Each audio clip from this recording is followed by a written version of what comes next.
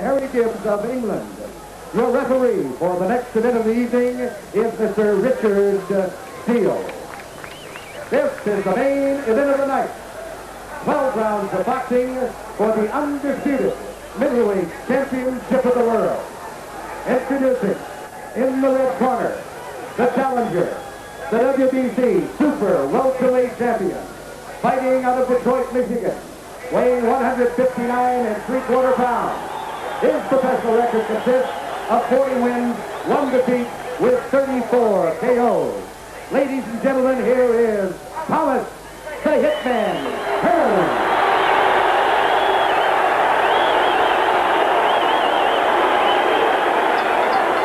And in the blue corner, fighting out of Brockton, Massachusetts, weighing 159 1/4 pounds, with a professional record of 60 wins, 2 defeats, 2 draws, and 50 KOs.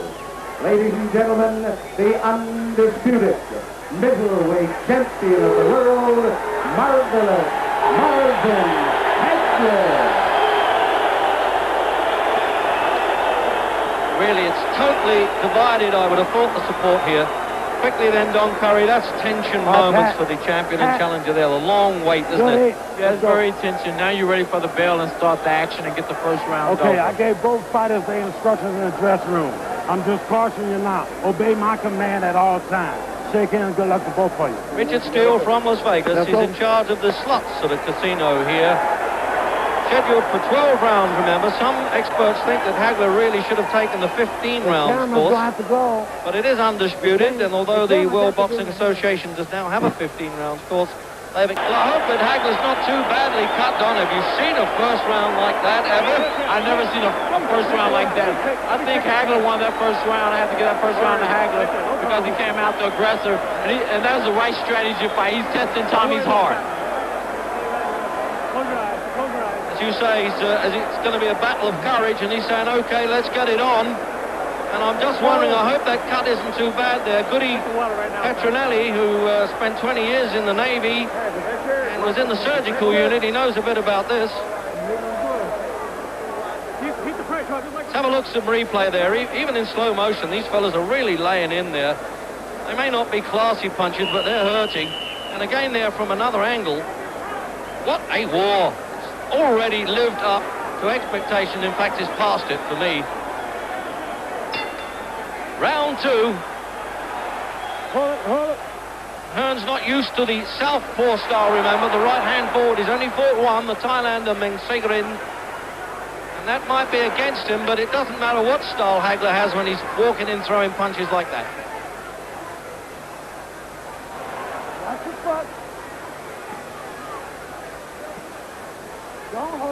If he just slows down a second, it'll suit Hearns, Don. He can pot shot a little bit. Yeah, I think the pace will start slowing down here in the last couple of rounds.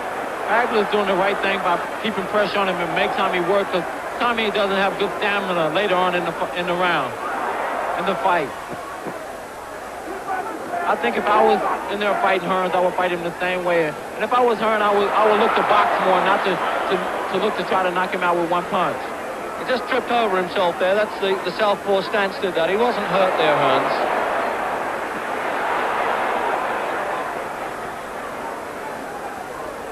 Trying to use the ring now, get around a bit. It's the only way he can do it. He's got height and reach advantage. But Hagler's nullifying that completely by standing on top of him. And he's switching stance, Don. Yeah, he is. I think he's making Hearns extend a lot of energy. And that's good, because Hearns are tired in about the next 2 or 3 rounds real bad. Well, I tell you, in both cases, this looks like they've got to bite the bullet here, isn't it? It's going to be a hard one.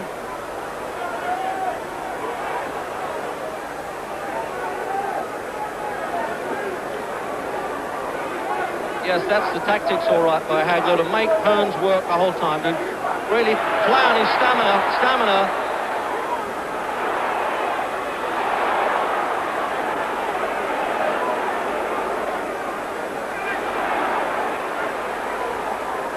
Well, there's no way they can keep this up for 12, I don't think so. I think it's going to come down to the will of who's in a better condition.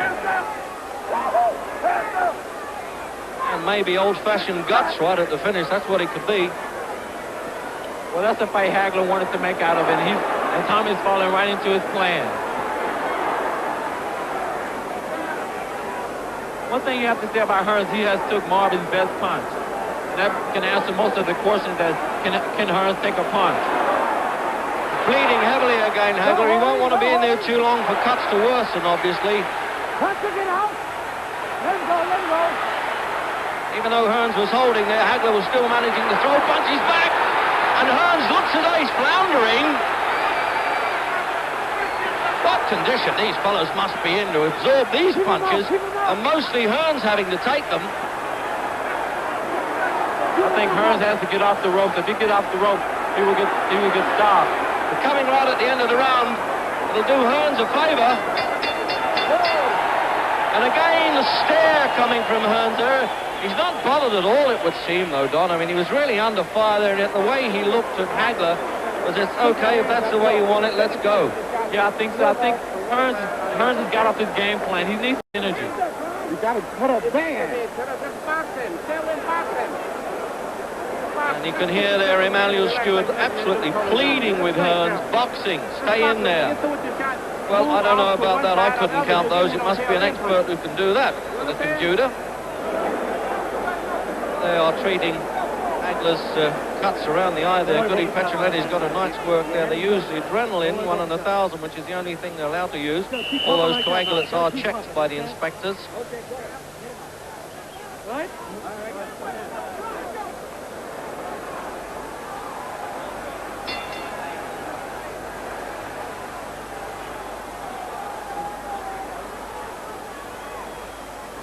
So into the third. And the hitman has been hit a few times, and he's also hit back. And Hagler really has fired himself up for this fight. He always knew he was mean, moody, and a bit magnificent at times, and he's proving it here. And he's making life even more awkward for Hearns by switching stance. But Hearns trying to obey Emmanuel Stewart's orders now to get boxing done. I think he's been smart now by boxing and moving. Funny, he keeps falling over Hagler's feet, doesn't he? Well, Reggie, I think as a left-hander, it's very difficult to fight a left-hander.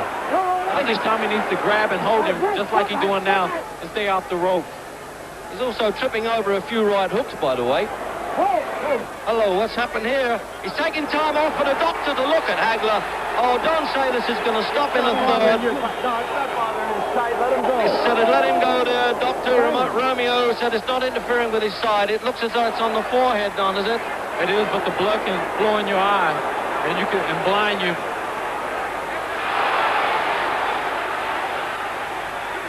That'll only make Hagler even more angry, because he probably figures by now that he can't go 12 because of the injury. Although we're almost on the ring apron, Don, of Curry and I, it is hard to see the full extent of it, but the doctor looks quite right. Oh, that's how he went with Ray Leonard when he caught him, Hearns. His feet unbuckled, and when Hagler moved in, the knockdown timekeeper in front of me, it looks like a formality in the third round. Punches to the body there. Hagler made up his mind, he's got to go all out. And Richard still saying, no, you're not in a position to defend yourself. 3 rounds of absolute mayhem. And it's quite obvious, really, that Hagler was easily the better puncher, and Hearns just could not absorb those punches, Don. I think Hagler went in with the right game plan to make a fight out of it, and that's exactly what he did. I think if Hearns would have laid out and tried to box and weather the first 3 or 4 rounds, I think he would have been in the fight. Before the fight, you and I both favored Hagler because we figured that he would, use his exceptional strength, and this willpower that he's got is phenomenal. I think Hagler came out in the right fashion. I think Hearns, he's that type of fighter where he goes out, he starts very fast in the first round, and he's not a very patient fighter. I've been saying it all week. If Hearns be patient, he can win this fight, but he's not a very patient fighter. He got drawn into it. He had no options, really. Well, he could have stayed there and lost the first couple of rounds, but he fought the wrong type of fight. We usually talk about winners in these situations, Don, but obviously as a light middleweight, let's have a look at this replay, of course, while I'm asking you that question. Right over the top, And it's amazing, really. It was a long punch, and he could not control his legs. He was like a kid in a playpen there. Yeah, Tommy has a big upper body, but he has no muscles on his leg. And Marvin caught him with the right hook, and that was the damage. And he really looks as though he's concussed. What a picture. And from the overhead camera, the Rocky shot, I call it, there it is. A long punch, and you'd have thought it was right at the end of it, and they're almost like a giraffe, a baby giraffe trying to go for his first walk.